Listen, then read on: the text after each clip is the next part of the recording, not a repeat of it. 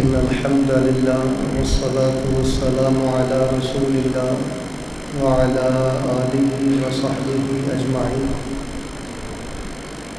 أعوذ بالله السميع العليم من الشيطان الرجيم. كتب عليكم إذا حضر أحدكم الموت إن ترك خيرا الوصية للوالدين والأقربين بالمعروف حقا على المتقين.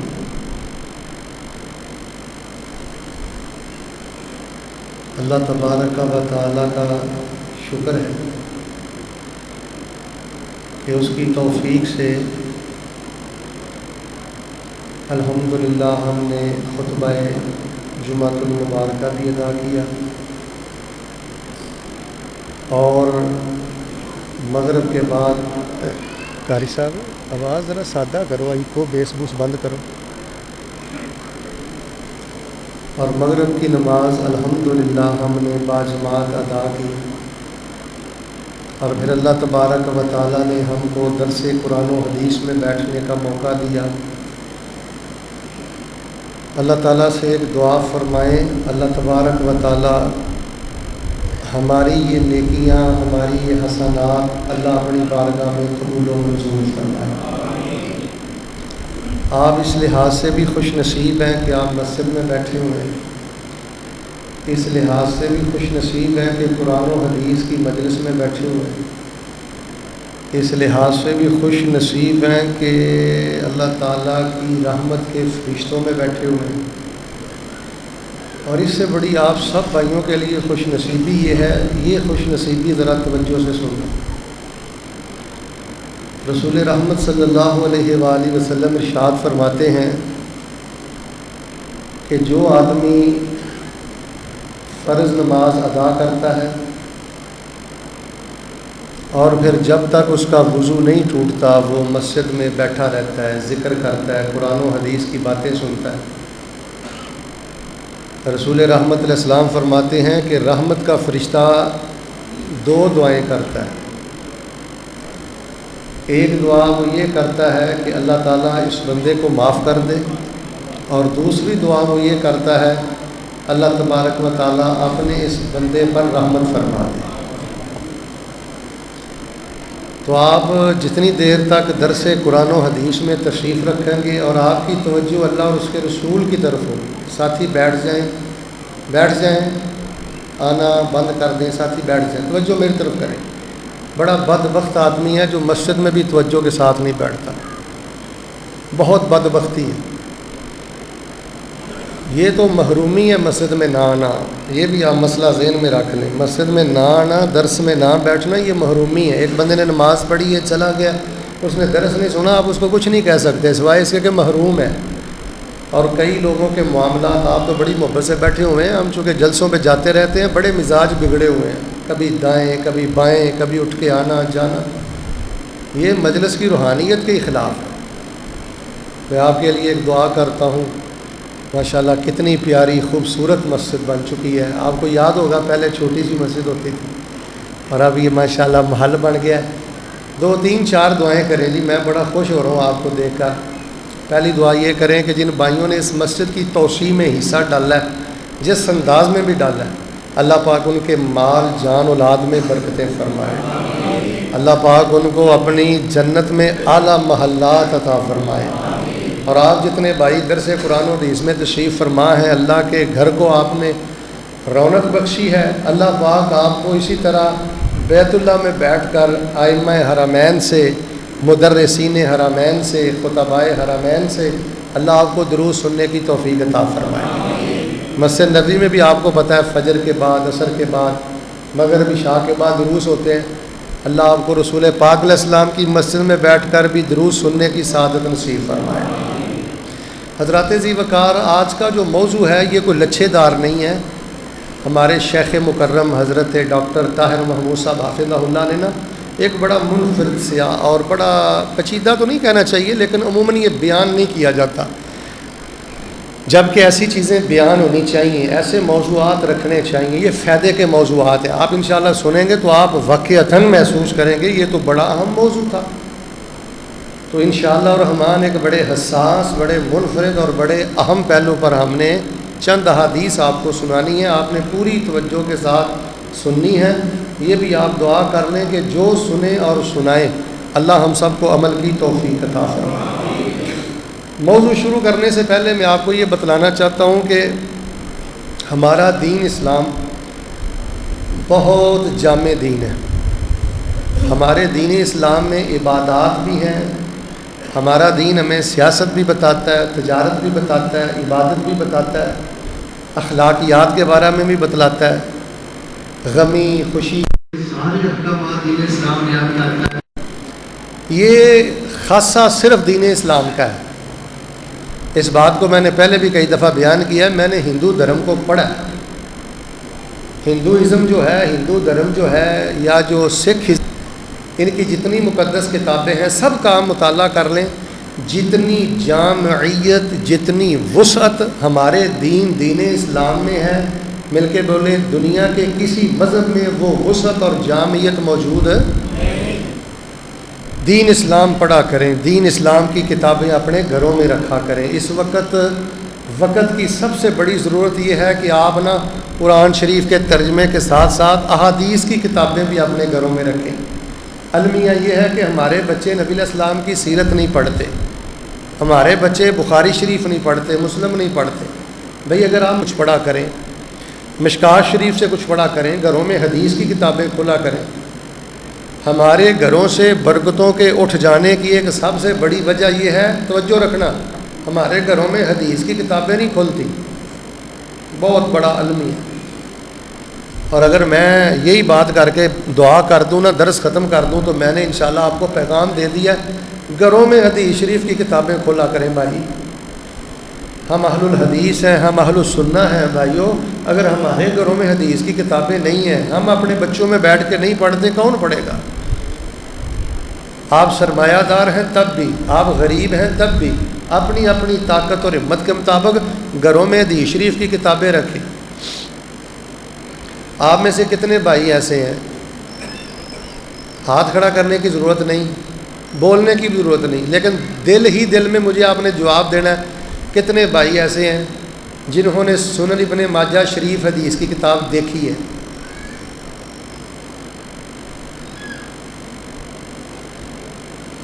یہ بہت بڑا عالمی ہے یار. اتنی بے وفائی ہم نے حدیث کے ساتھ کر دی ہے. ہم اہل الحدیث ہیں، اہل السنہ ہیں، اہل حق ہیں. ہم رسول پاک علیہ السلام سے محبت کے دعوے کرتے ہیں، اور ہماری حدیث سے دوری کا عالم یہ ہے کہ ہم نے احادیث شریف کی کتابوں کے منہ تک نہیں دیکھے. تو ہمارا دین بڑا جامع دین ہے جی. کبھی اپنے بچوں میں بیٹھ کر بخاری شریف سے کتاب الایمان پڑھا کرو، ہیں جی. کبھی اپنے بچوں میں بیٹھ کر کتاب الجنائز بھی پڑھا کرو. جنازے اٹھنے ہیں، اور ادھر دیکھو، جیتے جی کتاب الجنائز پڑھا کرو، تیاری کیا کرو، بڑا مزہ آئے گا آپ کو. اپنے بچوں سے یہ بھی باتیں شیئر کیا کرو. اتنے خوبصورت ہم نے گھر بنائے ہیں، لیکن اس خوبصورتی کا کیا فائدہ اگر اس گھر میں حدیث پاک کی کتابیں نہیں ہیں. ایک دعا دیے دیتا ہوں آپ کو، محبت سے آمین کہنا. جس طرح ہم اپنے گھر میں گرمیوں کا سامان رکھتے ہیں، سردیوں کا سامان رکھتے ہیں، ہاں جی، کچن کا سامان پورا ہے، بیڈ روم کا سامان، تو ایمان بچانے کے لیے کیا ہے جی؟ گھر میں آپ بیٹھک میں نا ایک الماری میں کوشش کریں کم از کم سیاستہ ہونا چاہیے بھائی. تفسیر کی کتابیں ہونی چاہیے. کوئی پڑھے اللہ پھر بھی آپ کو ثواب دے گا، کوئی نہ پڑھے اللہ پھر بھی آپ کو ثواب دے گا. ویسے ایسے نہیں ہوتا کہ کوئی نہ پڑھے. ہم کئی گھروں میں جاتے ہیں، جب ہم بیٹھک میں بیٹھتے ہیں نا تو چائے وائے آتی ہے، شربت یا بوتل وغیرہ آتی ہے، یا اندر سے میزبان کے آنے سے پہلے 10-15 منٹ بیٹھتے ہیں، تو یقین مانے کتاب پڑھی ہوتی ہے، ہم بیٹھ کے پڑھنا شروع کر دیتے ہیں. ایک ایک حرف کے بدلے اللہ پاک اس میزبان کو ثواب عطا کرتا ہے. یہ میرے موضوع کا آپ حصہ ہی سمجھ لیں. یہ بھی مرنے کے بعد ایک صدقہ جاریہ ہے کہ آپ کوئی ایسی وصیت کر جائیں. وصیت ہے نا آج کا میرا موضوع، وصیت کی اہمیت اور افادیت. ادھر دیکھیں، میں کہتا ہوں اس کی وصیت کیا کرنی ہے، جیتے جی آپ خود ہی یہ کام کر جائیں. کم از کم صحیح ستہ تو ہونا چاہیے نا. مختصر صحیح البخاری، مختصر صحیح مسلم، ریاض الصالحین ہے جی، قرآن شریف کی تفسیر کی کتابیں چند ہونی چاہیے۔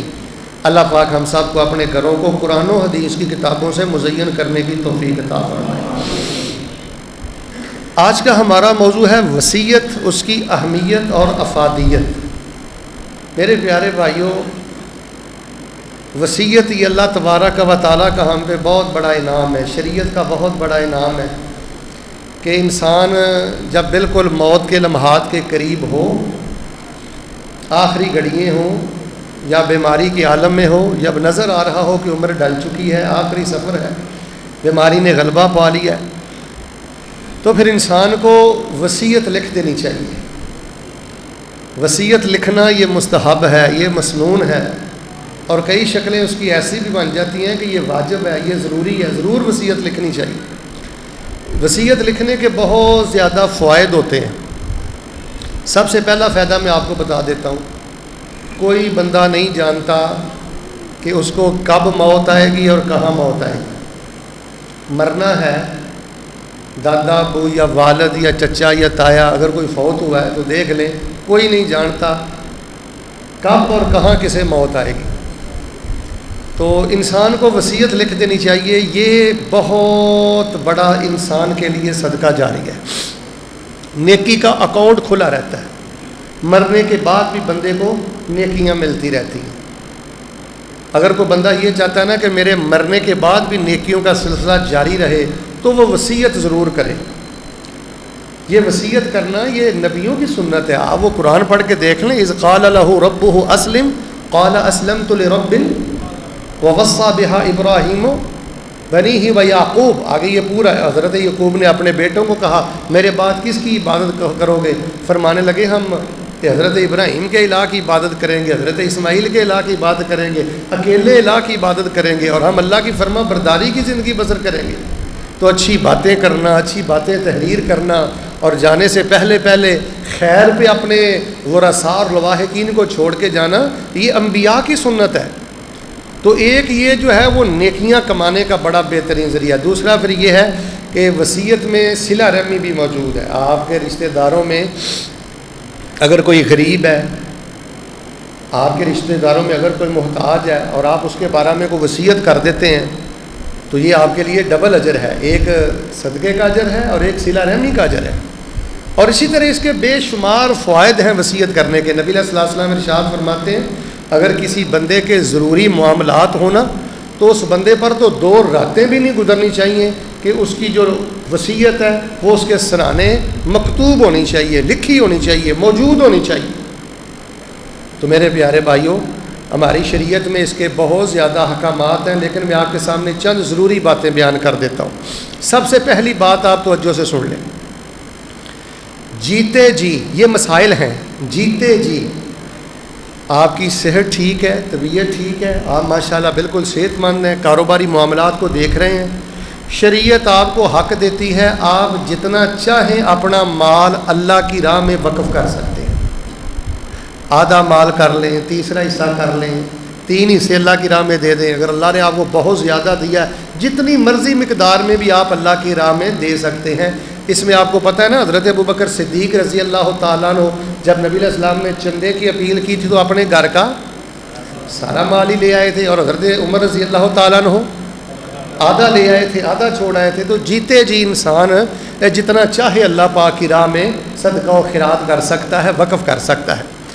دوسرا مسئلہ یہ ذہن میں رکھیں کہ اگر آپ نے اپنی زندگی میں کوئی چیز ہبہ کرنی ہے، اپنی جائیداد میں سے کوئی چیز اولاد کو دینی ہے، تو پھر بیٹیوں اور بیٹوں کے درمیان فرق نہیں کیا جائے گا، برابری کی تقسیم کی جائے گی۔ یہ جو ہوتا ہے نا کہ بیٹی کا نصف ہے اور بچے کا پورا حصہ ہے، یہ جب ترکہ ہوتا ہے، جب وراثت ہوتی ہے، بندہ فوت ہوتا ہے، اس کے بعد جب تقسیم ہوتی ہے پھر بیٹی کا آدھا ہوتا ہے اور بچے کا ڈبل ہوتا ہے، پورا ہوتا ہے۔ لیکن اگر آپ زندگی میں جائیداد تقسیم کرنا چاہیں، کوئی چیز ہبہ کرنا چاہیں، کوئی بلڈنگ کو پیسہ روپیہ، تو وہ برابری کے ساتھ آپ نے تقسیم کرنا ہے۔ لیکن یہاں رک کر میں نے آپ سے ایک ضروری بات کرنی ہے، یہ ہر دوسرے تیسرے گھر کا مسئلہ ہے۔ بچوں کو شرم آنی چاہیے، جیتے جی اپنے باپ سے ایسے مطالبے نہیں کرنے چاہیے۔ واللہ میں حیران ہوتا ہوں کہ پتھر سے زیادہ سخت دل ہیں کئی بچے، وہ بڑی ڈھٹائی کے ساتھ اپنے بابا کو پریشان کرتے ہیں, کہتے ہیں جی مینو میرا حصہ دے دو تو مینو الگ کر دے. تیرا حصہ کیا ہے؟ باپ تیرا زندہ ہے, تیرا حصہ کیا ہے؟ ابھی تو مالک زندہ ہے.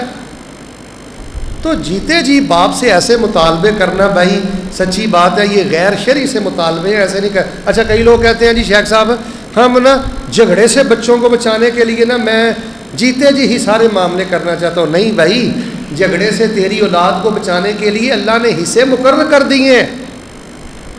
اگر اللہ کے مقرر کردہ حصوں میں کوئی کمی بیشی کرے گا تو اللہ کا مجرم ہے. تو یہ بھی کوئی بڑا مستحسن یا کوئی بڑا اچھا فیصلہ نہیں ہے کہ انسان جیتے جی ایسے معاملے کرے. ان چیزوں سے گریز کرنا چاہیے, باپ کو پریشان نہیں کرنا چاہیے. لیکن میں نے دیکھا ہے کہ واللہ خون سفید ہو گئے ہیں اور بالکل کئی بچے نہیں ہیں, غصہ نہ کرنا, درندے ہیں اللہ کی قسم, بدتمیزی کرتے ہیں. بھئی ہم نے دین صرف رفع الدین کو ہی سمجھ لیا ہے. میں اکثر یہ باتیں کرتا ہوں, اونچی آمین کو ہی ہم نے دین سمجھ لیا ہے. ہماری آئلی زندگی, خاندانی زندگی, گھریلو زندگی بالکل جانوروں جیسی ہو چکی ہے. آپ کا باپ زندہ ہے بھائی, اس کی خدمت کرو. جب وہ نہ رہے گا پھر جو شریعت آپ کو دے دے آپ اس کو قبول کر لیں. تو میرے پیارے بھائیوں, وصیت جو ہے یہ بہت مبارک عمل ہے, اس میں غفلت نہیں کرنی چاہیے. وصیت کے حوالے سے پہلا مسئلہ آپ ذرا توجہ سے سن لیں. حضرت عمر بن خارجہ رضی اللہ تعالی عنہ بیان کرتے ہیں کہ نبی علیہ الصلوۃ والسلام اپنی اونٹنی پر تشریف فرما تھے اور آپ علیہ السلام کی اونٹنی کی گردن جھکی ہوئی تھی اور آپ علیہ السلام کی اونٹنی جگالی کر رہی تھی اور آپ علیہ السلام کی اونٹنی کا لعاب میرے کندھوں پہ گر رہا تھا. آپ اندازہ کر لیں کہ نبی علیہ الصلوۃ والسلام کے صحابہ نے نبی علیہ الصلوۃ والسلام پر کیسے محبت کے کیمرے فٹ کیے تھے. اونٹنی تھی, اونٹنی پہ بیٹھے ہوئے تھے, اونٹنی کی گردن جھکی ہوئی تھی اور اونٹنی کا لعاب صحابی کہتے ہیں میرے کندھوں پہ گر رہا تھا. اس عالم میں نبی علیہ الصلوۃ والسلام نے ارشاد فرمایا ان اللہ تعالی قد اعطى كل ذی حق حقہ فلا وصیۃ لوارث. نبی علیہ الصلوۃ والسلام نے ارشاد فرمایا اللہ پاک نے ہر حق والے کو اس کا حق دے دیا ہے. جس کا حصہ قرآن شریف میں دین میں مقرر کر دیا ہے, مرنے والا بندہ اس کے حق میں وصیت نہیں کر سکتا. یہ پہلا مسئلہ آپ نے ذہن میں رکھنا ہے. بیٹا ہے اس کا حصہ مقرر ہے, بیٹی ہے اس کا حصہ مقرر ہے, والدین کا حصہ مقرر ہے. جس کا حصہ شریعت میں مقرر ہے آپ میرے پیارے بھائیوں اس کے حق میں وصیت نہیں کر سکتے کہ میرا یہ مال میرے فلاں بیٹے کو دے دینا اس کے حصے کے ساتھ ساتھ, یا میرا فلاں مال میری بیوی کو دے دینا.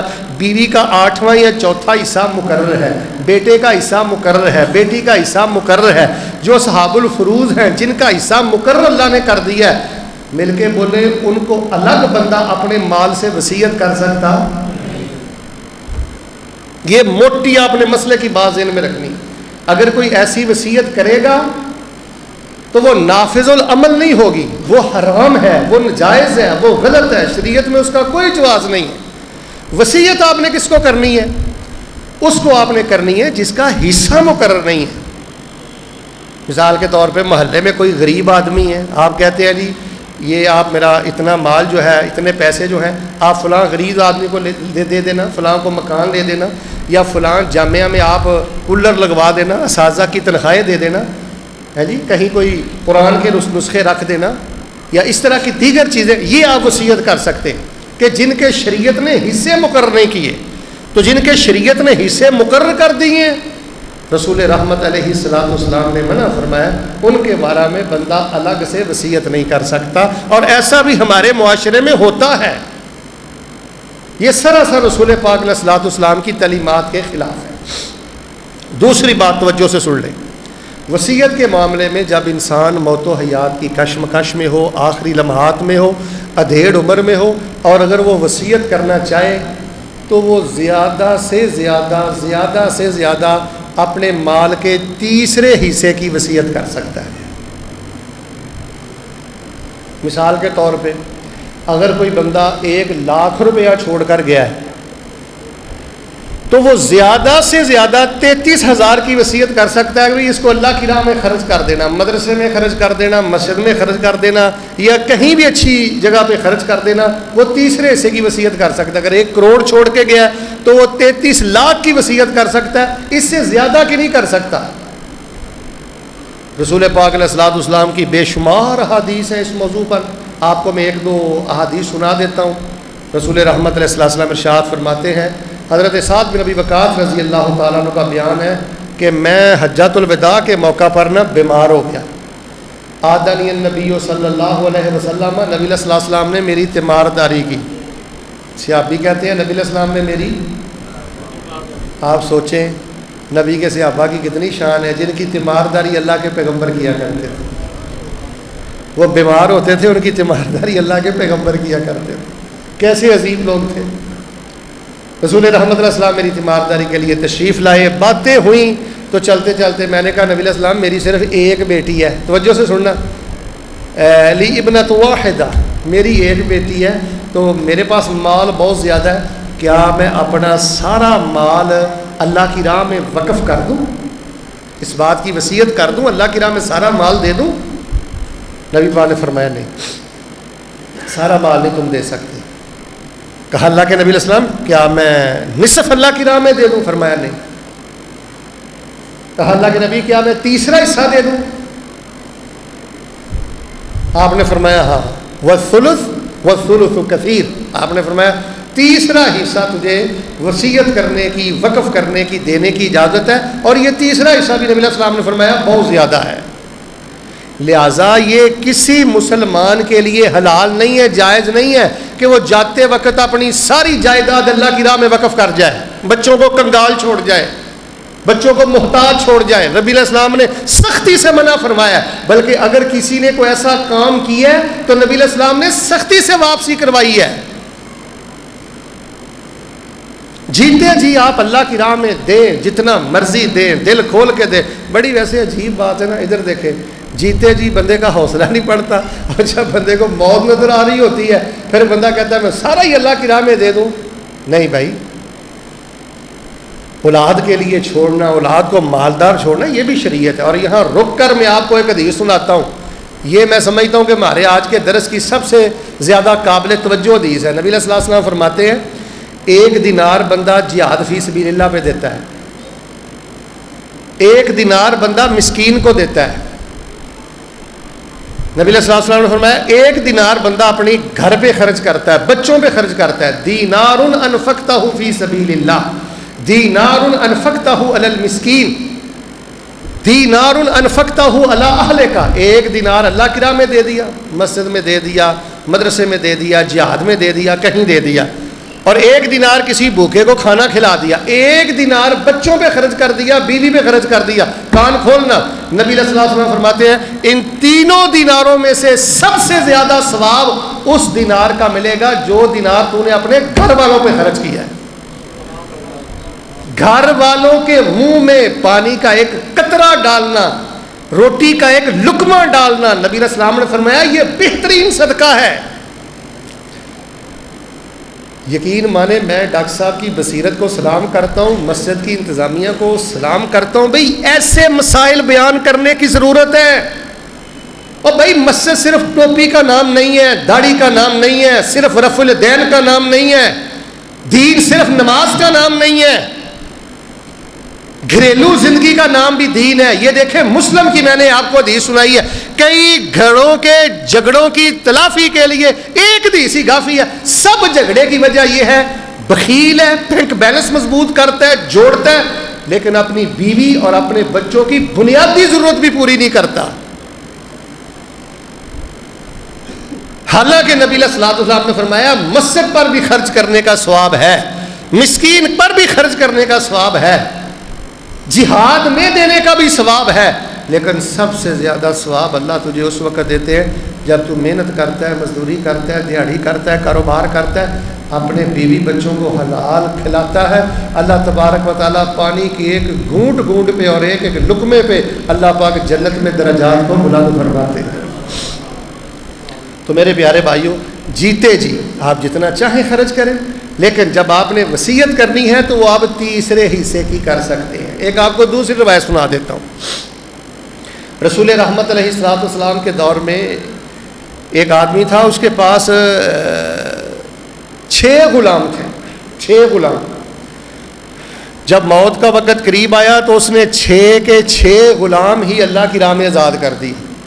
نبی صلی اللہ علیہ وسلم کو پتہ چلا کہ اس کے پاس 6 غلام تھے اور اس نے 6 کے 6 ہی دے دیے، سارا مال ہی اس نے اللہ کی راہ میں دے دیا، غلاموں کو آزاد کر دیا۔ نبی صلی اللہ علیہ وسلم بہت غصے میں آئے، آپ نے 6 کے 6 غلام واپس کیے، فجزاہم اثلاثا، پھر نبی علیہ السلام نے ان 6 غلاموں کو 3 حصوں میں تقسیم کیا، 2 کر کے الگ الگ کیے، 3 حصوں میں تقسیم کیا ان کو۔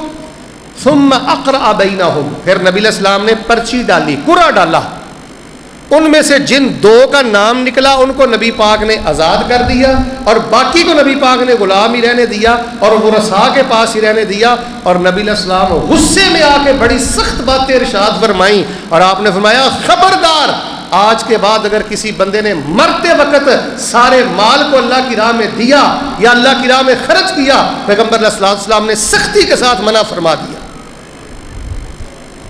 تو میرے پیارے بھائیوں، قرآن پاک کا غالباً یہ 29واں پارہ ہے، اس میں کوئی شک نہیں ہے صدقے کی بہت زیادہ فضیلت ہے، اللہ کی راہ میں دینے کی بہت زیادہ فضیلت ہے، لیکن یہ سارے معاملے نا جیتے جی کریں اور روزانہ کی بنیاد پہ کریں۔ دیکھیں آخر میں آ کے ہر بندہ زور لگاتا ہے اور آخر میں آ کے ہر بندہ شریعت سے حکم عدولی کی کوشش کرتا ہے، نہیں، وہ آپ کو صرف شریعت تیسرے حصے کا حق دیتی ہے۔ اور تیسری اور آخری بات اس حوالے سے آپ توجہ کے ساتھ سماعت فرما لیں، میں آپ تمام بھائیوں کو یہ گزارش کروں گا کہ وصیت سے فائدہ اٹھائیں۔ دیکھیں اکثر لوگ میں نے دیکھا ہے وہ تیسرے حصے کی وصیت نہیں کرتے۔ مثال کے طور پہ آپ کے پاس 1 کروڑ ہے نا، آپ وصیت سے پورا فائدہ اٹھائیں، آپ کوشش کریں کہ 33 لاکھ کی وصیت کریں، 20 لاکھ کی وصیت کریں، 10 لاکھ کی وصیت کریں، اور بھائی سارا یہ پچھلوں کے لیے نہ چھوڑ جائیں، یہ گلچھڑے اڑائیں گے، سارا پچھلوں کے لیے نہ چھوڑیں، قبر میں اپنے ساتھ کچھ لے کے جائیں۔ جو بندہ تیسرے حصے کی وصیت کرتا ہے نا، یہ کان کھول کے مسئلہ سن لو، تیسرا حصہ مثال کے طور پہ 33,000 بنتا ہے یا 33 لاکھ بنتا ہے یا 33 کروڑ بنتا ہے یا 3300 بنتا ہے، اب اس 3300 کا ایک پنکھا مسجد میں لگ گیا، جب تک وہ ہوا دیتا رہے گا اللہ پاک تیری قبر کو روشن کرتا رہے گا۔ اصل آج کے درس کا جو مقصد ہے، آپ لوگ تشریف لائے ہیں، جو ہم آپ کو پیغام دینا چاہتے ہیں اپنی یعقوب مسجد سے، ویسے نا وصیت کا اور حضرت یعقوب کا ہی آپس میں بڑا گہرا تعلق ہے۔ پہلے سپارے میں آخر میں آتا ہے نا، ام کنتم شہداء اذ حضر یعقوب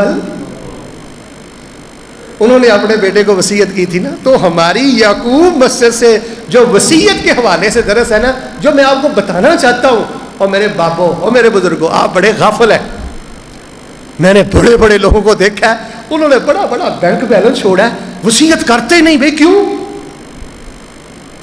آپ وصیت لکھیں، آج ہی اپنے بستر پہ لکھ کے رکھیں،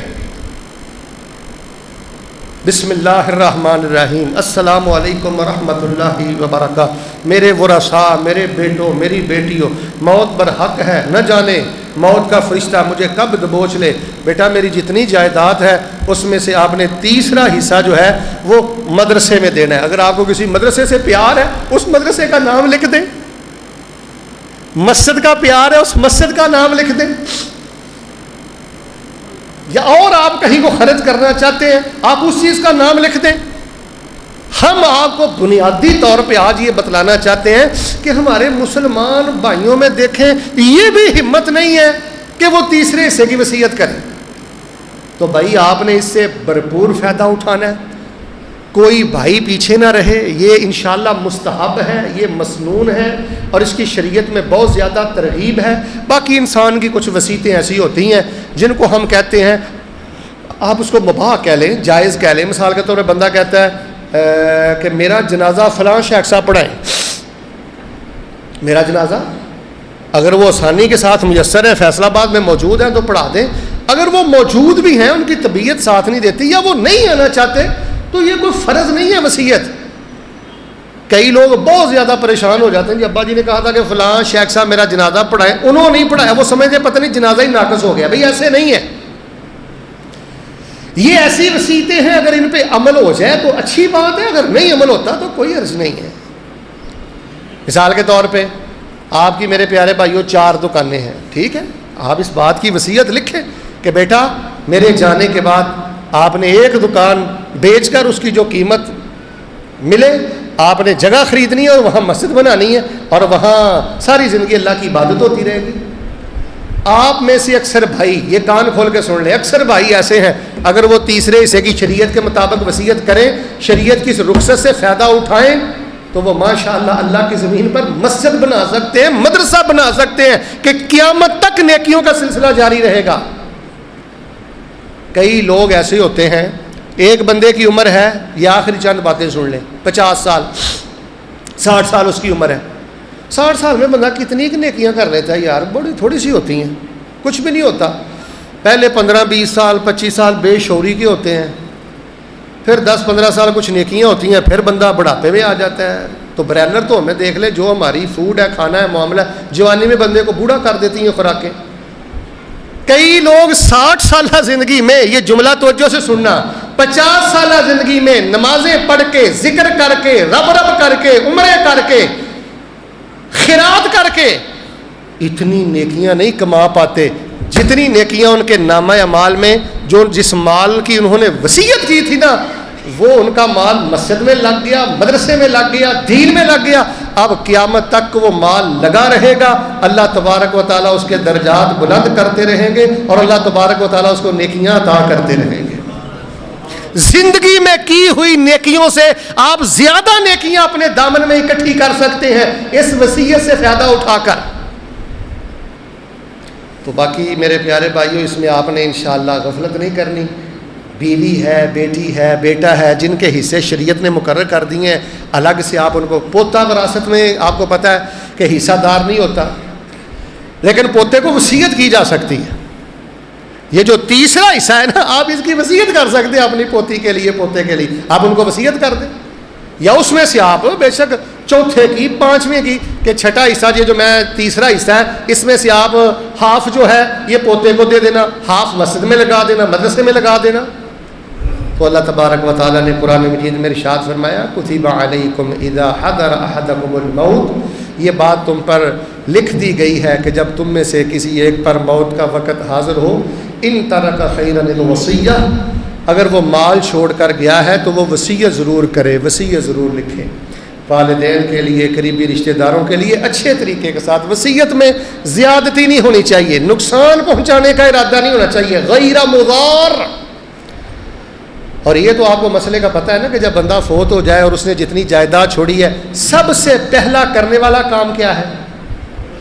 کہ آپ نے اس کے کفن دفن کے جو معاملے کرنے ہیں نا، اس کے بعد سب سے پہلا کرنے والا کام یہ ہے کہ آپ نے قرض اتارنا ہے۔ قرض اتارنے کے بعد آپ نے وصیت پہ عمل کرنا ہے، اور آپ کوشش کریں کہ والدین نے جو اچھی وصیت کی ہے آپ اس کا احترام کریں، اس کا حیا کریں۔ لیکن یار ہم تو بڑے پرلے درجے کے بے دین ہو گئے ہیں، غصہ نہ کرنا۔ ہم مسلمانوں نے نبی علیہ السلام کی وصیتوں کا بھی حیا نہیں کیا۔ آپ کو پتہ ہے نبی علیہ السلام نے آخر عمر میں کیا کہا تھا؟ لعن اللہ الیہود والنصارى اتخذوا قبور انبیائہم مساجدا، اللہ بیڑا غرق کرے یہودیوں کا، اللہ بیڑا غرق کرے عیسائیوں کا، انہوں نے نبیوں کی قبروں کو مسجدیں بنا لیا۔ اور میرے امتیوں یہ کام نہ کرنا، قبروں پہ سجدے نہ کرنا۔ اما عائشہ فرماتی ہیں نبی علیہ السلام پر غشی طاری ہوتی، کبھی ہوش میں آتے، پھر جب ہوش میں آتے تو کہتے ہیں قبروں پہ سجدے نہ کرنا، قبروں پہ مجاور بن کے نہ بیٹھنا۔ اس امت کا المیہ ہے کہ اس نے نبی علیہ السلام کی جو آخری ایام کی وصایا ہیں، وصیتیں ہیں، ہم نے تو ان پہ بھی عمل نہیں کیا۔ تو باقی میرے پیارے بھائیوں، اس چیز کی آپ وصیت کر کے جائیں، لکھ کر جائیں۔ یہ میں آپ کو ایک سچی بات بتانے لگا ہوں، مرنے کے بعد بڑے معاملے غیر شرعی ہوتے ہیں۔ وصیت اپنی لکھ کر جائیں کہ میرے مرنے کے بعد میرے دفن تک کے سارے معاملات آپ لوگوں نے شریعت کے مطابق کرنے ہیں، دین کے مطابق کرنے ہیں، کوئی کام خلاف سنت نہیں کرنا۔ جنازے کو لیٹ کر دیتے ہیں، عجیب و غریب بدعات کرتے ہیں، قبر پہ بدعات کرتے ہیں۔ जनाजे में बिदात करते हैं। तो आप और भी इसके अलावा जो अच्छी बातें समझते हैं, खैर की बातें समझते हैं, आप उसकी वसीयत करें। अगर आप घर में कोई छोटी बेटी है, बेटा है, उसके बारे में आप वसीयत करें कि आप कोशिश करके जी इसको कुरान का हाफिज़ बनाएं, कुरान का आलिम बनाएं हैं जी। इसके अलावा और जो खैर की बातें हैं ये आपको तहरीर कर देनी चाहिए, गफलत नहीं करनी। वसीयत के मामले में हम बड़े गाफिल हैं। असल में ना हमने जीने के साथ ही, यार इधर देखो आखिरी जुमला सुन लो, जीने के साथ इतना दिल लगा लिया है, कभी हमने ऐसे मौज़ूआत पे गौर ही नहीं किया। अच्छा जी, ये जो वसीयत वाला ऑप्शन है, तीसरा हिस्सा अल्लाह की राह में देना, इंशाअल्लाह इस अमल से फ़ायदा उठाओगे ना इंशाअल्लाह। पता नहीं बंदे का दिल क्यों नहीं करता, हालांकि बंदे के काम आने वाली बातें, काम आने वाली बातें, तेरे काम आने वाली बातें, तेरी कब्र में तेरे काम आने वाली बातें, ये मैंने आपको पहले बता दिया। हो सकता है ये तेरी वसीयत अल्लाह ऐसी कबूल कर ले कि तेरी ज़िंदगी भर की नेकियों से ज़्यादा नेकियां वसीयत से तुझे मिल जाए। ज़िंदगी के हैं दो जहां, कान खोलो, ज़िंदगी के हैं दो जहां, एक ये जहां एक वो जहां, इन दो जहां के दरमियां एक सांस का है फासला, गर चल रहा है तो ये जहां, गर रुक गया तो फिर वो जहां। मुझे उन बुज़ुर्गों का नाम नहीं आता, यहाँ जो बुज़ुर्ग थे उनका क्या नाम था जी? हाजी मोहम्मद इसहाक साहब, कितने प्यारे बुज़ुर्ग थे। जब मस्जिद छोटी होती थी हम आते थे, इतने शरीफ इंसान, इतने नमाजी इंसान, इतने खामोश तबा इंसान, अल्लाह वाले इंसान। अब वो नज़र नहीं आ रहे मुझे, कहाँ हैं वो? कितने नमाजी हमारे चले, यार हमने भी चले जाना है, अल्लाह की कसम हमने चले जाना है। ये नेकियों की गठरी है, ये वसीयत जितना कि मैंने आपको मसला बताया, ये गठरी जो है, ये मेरे प्यारे भाइयों नेकियों के पीछे छोड़ के जाएं ताकि आपको नेकियां मिलती रहें। मैं ये 3 दिन पहले हाफिज़ सईद साहब से मिलके आया हूँ लाहौर। दुआ करें अल्लाह पाक उनकी हिफाज़त फरमाए। हाफिज़ साहब से लंबी चौड़ी मीटिंग हुई जौहर टाउन लाहौर में। तो मैंने ना उठते वक्त हाफिज़ साहब को कहा कि हाफिज़ साहब जी 2 गुजारिशात हैं। कहने लगे जी फरमाइए। मैंने कहा साहब एक तो वसीयत करें, नसीहत करें, और दूसरा ना दुआ करें अल्लाह पाक ना इखलास के साथ दीन का काम करने की तौफीक अता फरमाए। दुआ करें और वसीयत नसीहत करें। आप साहब ने पता क्या वसीयत की, नसीहत की? कहने लगे, कान खोलना, कहने लगे ये ज़िंदगी अल्लाह ताला ने आखिरत बनाने के लिए दी है, अपने हर अमल में अपनी आखिरत बनाओ। हम में से वो कामयाब नहीं है जिसके पास पैसा ज़्यादा है, जिसके पास ओहदा ऊंचा है। हम में से कामयाब इंसान वो है जो इस ज़िंदगी में अपनी आखिरत बना रहा है। मैं यही नसीहत करूँगा कि थोड़ी सी ज़िंदगी की खातिर अपनी हमेशा वाली ज़िंदगी बर्बाद ना करना। लोग बर्बाद कर रहे हैं ज़िंदगी, मुर्दार लगा हुआ है लोगों को, कोई डर नहीं है लोगों को, किसी अमल से नहीं नज़र आता कि मरना है, किसी बोल से नज़र नहीं आता कि मरना है, किसी रवैये से नज़र नहीं आता कि मरना है। माँ बाप दुखी, असातिज़ा दुखी, कोई बड़ों का हया नहीं, मुआशरे में बड़ा फितने का दौर है। तो मेरे प्यारे भाइयों, हम में से कामयाब इंसान वो है जो इस थोड़ी सी ज़िंदगी में अपनी आखिरत को बना रहा है, अपने मुस्तकबिल को रोशन कर रहा है। अगर आज के दर्स में कोई अच्छी बात थी, अल्लाह ताला की रहमत थी, अल्लाह पाक उसको कबूल फरमाए। आज के दर्स में अगर कोई कमी थी, वो मेरी कम इल्मी का सबूत था। अल्लाह तबारक व तआला मुझे और आपको मुआफ़ फरमाए। जाते जाते भी दुआ कर दें, अल्लाह पाक इस मस्जिद याकूब को क़यामत तक आबाद फरमाए। माशाअल्लाह बहुत मेरा दिल खुश हुआ है, रौनक दे के, आपको दे के, मस्जिद दे के, एसी दे के, तहरीर दे के, ज़ौक़ शौक़। हम सोच सकते थे कि इतना बड़ा ये मरकज़ बन जाएगा? ये अल्लाह ने बनवाया है। मिल के बोले, ये अल्लाह ने बनवाया। अल्लाह पाक जो बुज़ुर्ग जिन्होंने ये बुनियाद रखी, जगह ये ली और इस मस्जिद को बनाया, उन नमाजियों बुज़ुर्गों में से अगर कोई फ़ौत हो गए, अल्लाह पाक उनकी बख्शिश फरमाए। जो ज़िंदा है, इस घर से प्यार करते हैं, अल्लाह उनसे प्यार फरमाए। दुआ करें अल्लाह पाक ज़िंदगी भर हमें किसी का मोहताज ना करे, अल्लाह रिज़्क़ से माला माल फरमाए, अल्लाह रिज़्क़ हलाल नसीब फरमाए, और फिल फ़ौर अल्लाह पाक हमारे हज उम्रे का अहतमाम फरमाए। अल्लाह हमें बैतुल्लाह के हज नसीब फरमाए, उम्रे नसीब फरमाए, और अल्लाह मुल्क पाकिस्तान की हिफाजत फरमाए। और अल्लाह पाक हमें अपनी मौत, आखिरत और कब्र को याद रख कर उसकी तैयारी करने की तौफीक अता फरमाए। एक ये बड़ी अहम दुआ है جن کے گھروں میں بیٹیاں بہنیں جوان ہیں اللہ پاک ان کے مناسب رشتے مہیا فرمائے، جو بیٹیوں اور بہنوں کی طرف سے دکھی ہیں اللہ پاک ان کے دکھ دور فرمائے، اور دل سے ایک دعا کر دو اللہ پاک کسی کا محتاج نہ کرنا، اللہ پاک بچوں کی طرف سے آنکھیں ٹھنڈیاں کر، بچیوں کی طرف سے آنکھیں ٹھنڈی کر دے، اللہ کسی کا محتاج نہ کرنا، اللہ خاتمہ ایمان پہ فرمانا، کلمہ پڑھتے موت دینا، زندگی کی آخری نماز با جماعت پڑھانا، اور اللہ پاک ہمیں موت سے پہلے پہلے یہ جو وصیت ہے نا تیسرا حصہ، یہ لازمی آپشن، اس کو آپ نے لینا ہے انشاءاللہ، اس کو آپ نے چھوڑنا نہیں اللہ کے فضل سے۔ اللہ پاک ہمیں خیر کی وصیت کرنے کی توفیق عطا فرمائے، ایسی وصیتیں نہیں کر کے مرنی۔ کئی لوگ حرام وصیتیں کرتے ہیں، وہ کیا کہتے ہیں، میں نا تہاڈی پھپھو کولوں رشتہ منگیا سی تے تہاڈی پھپھو نے نا رشتہ نہیں دتا تے میں تہاڈی پھپھو نے نا مرنجین مکا کے چلا واں تے میرے تو بعد بھی تسی پھپھو نو نہیں ملنا۔ نا ایسے نہیں کہنا، یہ حرام ہے، ایسی نہیں باتیں کرنی۔ پھر کیا ہوا اگر رشتہ نہیں دیا؟ یار جھگڑے ہو جاتے ہیں بھائیوں میں، لیکن یہ جو کانٹے ہیں نا یہ نسلوں میں منتقل نہیں کرتے۔ میں نے کئی دیندار لوگوں کو دیکھا ہے، میں نے ایک بندے کو کہا اوے بھائی چچا کو نہیں بلاتا، آندا ہے ساڈی ابا جی تو انہاں نال بول چالن نا مکی، ابا جی مکا کے گئے نے، وصیت کر کے گئے نے، تسی چاچے نو منہ نہیں لانا۔ نہیں نہیں، ایسی بات نہیں، ایسی بات نہیں۔